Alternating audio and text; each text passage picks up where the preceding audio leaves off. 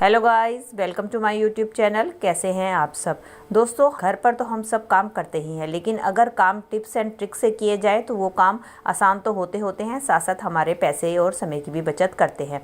इसी तरह की यूज़फुल टिप्स लेकर मैं आपके लिए हाजिर हो गई हूँ। चलिए देर न करते हुए आज की वीडियो शुरू कर लेते हैं और देख लेते हैं कि वो टिप्स कौन सी हैं। पहली टिप के लिए मैंने गैस पे ले लिया है तवा। अब हम क्या करेंगे, गैस की फ्लेम को ऑन कर देंगे और उसके ऊपर रखेंगे एक तवा। अब हमें क्या करना है, अब हमें लेनी है एक कटोरी चावल और हम क्या करेंगे, इसको तवे के ऊपर डालकर अब हम इसको अच्छी तरीके से गर्म कर लेंगे। बस आपको इस बात का ध्यान रखना है कि आपका चावल जो है सड़े नहीं, बस हमें इसको अच्छी तरीके से गर्म कर लेना है।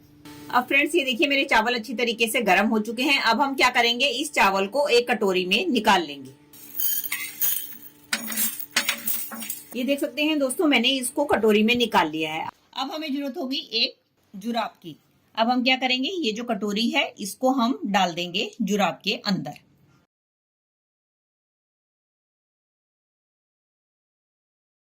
और हमारे चावल बाहर ना निकले तो हम इस जुराब में अच्छी तरीके से गिठा लगा देंगे। चाहे तो आप इसके अंदर कोई भी रबड़ बैंड लगाकर भी इसको बंद कर सकती हैं, ताकि हमारे चावल जो है इसमें से बिल्कुल भी ना निकले। अब दोस्तों इसका इस्तेमाल हमें कैसे करना है।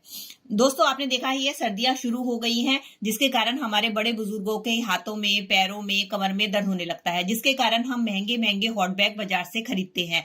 लेकिन ये हमारा दादी नानी का आजमाया हुआ नुस्खा है। तो अगर आपके घर में बड़े बुजुर्ग या बच्चे हैं जिनके हाथ पैरों में दर्द रहता है, तो आप क्या कर सकते हैं, इसकी मदद से उस जगह पे आप इस तरीके से सिकाई कर सकते हैं। इसके अंदर जो चावल डाले हुए हैं वो काफी टाइम, लंबे टाइम तक जो है अपने अंदर हीट को एब्जॉर्ब करके रखते हैं। और अगर हमने जो स्टील की कटोरी ली है उससे जो है आपकी हीट जो है इवनली आपके जहां भी आप सिकाई करेंगे तो आपको महंगे महंगे हॉट बैग भी खरीदने नहीं पड़ेंगे और बड़ी अच्छी तरीके से सिकाई भी कर पाएंगे। चलिए फ्रेंड, बढ़ते हैं अगली टिप की तरफ। मेरी अगली टिप होने वाली है मूली और गाजर को लेकर, जिसका इस्तेमाल हम खाने में और अपनी कई रेसिपियों में करते हैं। जब हम इनको इस तरीके के पीलर से छीलते हैं तो आपने देखा है इसका बहुत ज्यादा छिलका उतर कर आता है, जिसके कारण हमारी मूली और गाजर काफी सारी वेस्ट हो जाती है।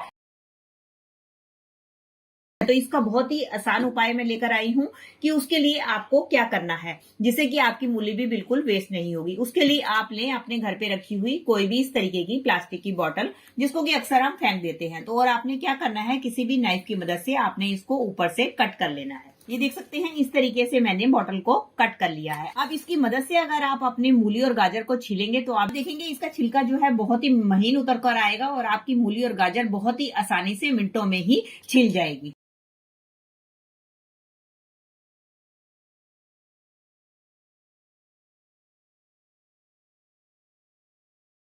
ये देख सकते हैं कितनी आसानी से हमारी मूली और गाजर छिलकर तैयार हो गई है और इसका छिलका भी आप देख सकते हैं कितना पतला उतरा है।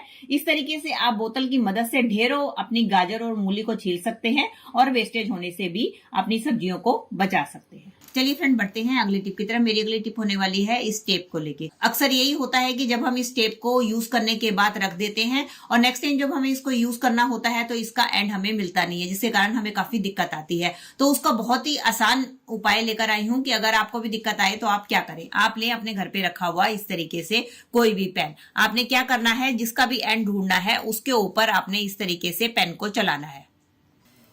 इस तरीके से जब आप पेन को चलाएंगे तो आपका जो पेन है आपके एंड पॉइंट पे इस तरीके से अटक जाएगा। ये देख सकते हैं, ये देखिए मेरा ये एंड पॉइंट था, यहाँ पर मेरा पेन अटक गया और इस तरीके से आपका जो एंड पॉइंट है वो पेन की मदद से ऊपर को उड़ जाएगा। तो आपको पता चल जाएगा कि हमारा एंड पॉइंट यहाँ पर है, तो इसकी मदद से आप बड़ी आसानी से आप अपने टेप के एंड को निकाल पाएंगे।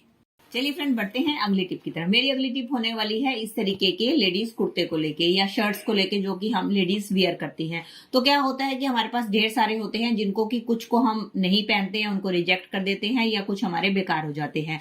तो इनका आज बहुत ही बढ़िया यूज मैं आपको लेकर आई हूँ कि आप इनको फेंके नहीं, आप इनको कई तरीके से यूज कर सकते हैं। उसका एक बहुत ही बढ़िया यूज मैं आपको बताने वाली हूँ कि आप क्या करें। जैसे कि जिसकी भी इस तरीके से लॉन्ग स्लीव्स है तो आप क्या करें, इस कुर्ते को उल्टा करके पहले आप स्लीव्स को अंदर कर लें। देख सकते हैं ये मैंने स्लीव को दोनों को अंदर कर लिया। अब इसका इस्तेमाल हम कैसे करेंगे। दोस्तों हमारे घर में बहुत सारी साड़ी, शर्ट्स या पैंट्स ऐसे होते हैं कि अगर हम इसको इसी तरीके से टांग कर रखते हैं तो ये डस्ट पड़ने के कारण बहुत जल्दी खराब हो जाती है और इनके अंदर जो वर्क है वो भी धीरे धीरे काला पड़ने शुरू हो जाता है। तो आप अपने घर पे रखे हुए बेकार इस तरीके के कुर्तों का इस्तेमाल आप अपनी साड़ी या शर्ट को रखने के लिए कर सकते हैं। ये देखिए मैं अभी आपको रखकर दिखाती हूँ।